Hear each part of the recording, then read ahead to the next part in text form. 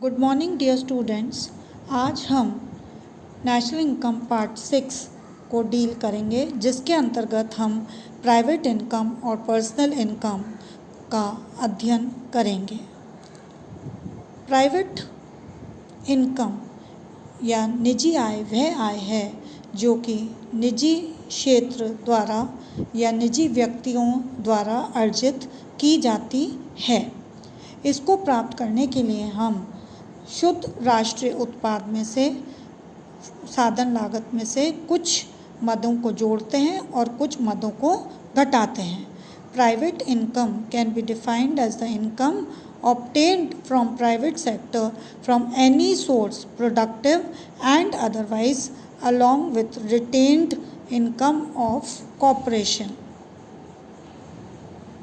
So, to derive the private income, we add transfer payments from government, transfer payments from abroad, interest on national debt, plus gifts, plus windfall gains to NNP at factor cost, while we deduct the property and entrepreneurial income of the government, savings of non-departmental undertakings, minus social insurance contribution of employees।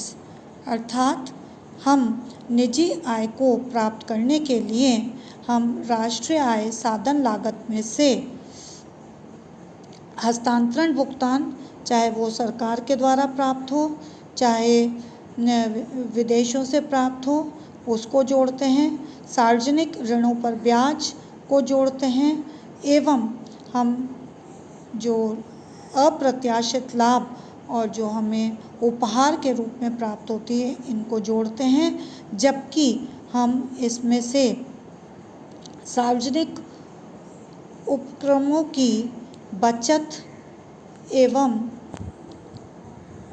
लाभों को घटाते हैं, सामाजिक सुरक्षा अंशदान को घटाते हैं और इसी प्रकार से या कोई संपत्ति से जो प्राप्त आय है सरकार को उसको भी घटाते हैं। इन मदों को घटाने और अन्य मदों को जोड़ने से हमें निजी आय प्राप्त होती है।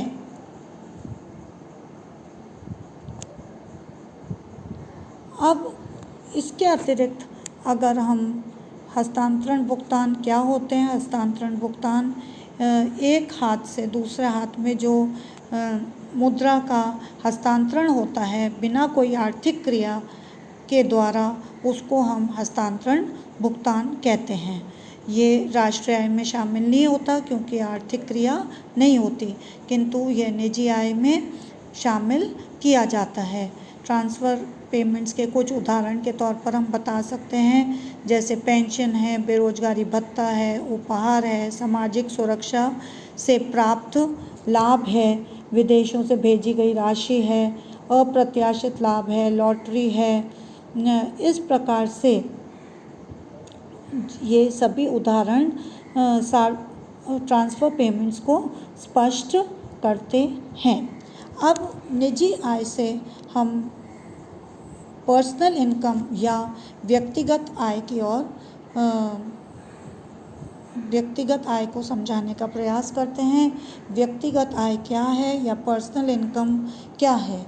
पर्सनल इनकम है, it is derived by deducting from national income that part of it which is not paid to the persons, and by adding to that part of the national income which persons receives from those sources which do not form the part of national income। अर्थात हम इसको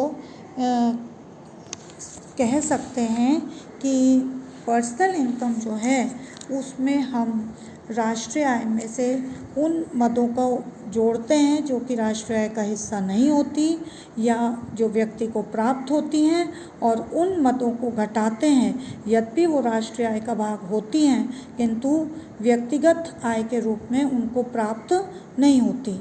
तो इस प्रकार से हम देखते हैं कि किन मदों को राष्ट्रीय आय में से घटाया जाता है और किन मदों को राष्ट्रीय आय में जोड़ा जाता है, जिससे हमें व्यक्तिगत आय या पर्सनल इनकम प्राप्त हो सकती है। दूसरे शब्दों में हम कह सकते हैं कि the national income aggregate no doubt measures the income earned by the owners of economic resources through their participation in productive process, yet it does not measure the money income actually received by the persons and the households during the given income period, because a part of income is not actually received by the people in return of the supply of productive resources or services.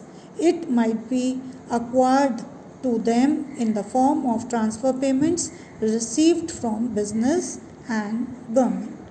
Now finally we will see first what are the deductions from national income to come at personal income.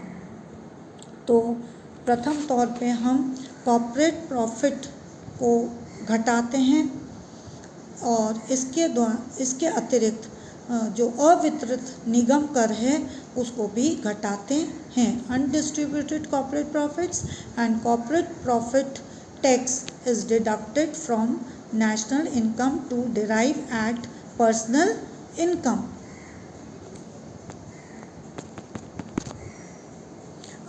Now what elements do we add? We add the transfer payments from government and business sector. हम जो हस्तांतरण भुगतान सरकार या व्यवसाय की ओर से प्राप्त होते हैं उनको जोड़ते हैं। इसमें हस्तांतरण भुगतान के उदाहरण के तौर पर इंटरेस्ट ऑन पब्लिक डेट्स हैं, पेंशन टू रिटायर्ड पर्सन्स हैं, अनएम्प्लॉयमेंट बेनिफिट्स हैं और रिलीफ पेमेंट्स हैं। सार्वजनिक ऋणों पर ब्याज, रिटायर्ड पर्सन्स को पेंशन, बेरोजगारी भत्ता और अन्य सुरक्षात्मक जो भुगतान होते हैं उन सभी को हम राष्ट्रीय आय में जोड़ते हैं। तो इन मदों को जोड़ने और पूर्व की मदों को घटाने से हमें व्यक्तिगत आय प्राप्त होती है। So concludingly we can say that personal income is equal to national income minus social insurance contribution, corporate profit tax and undistributed profit, while we add all the transfer payments.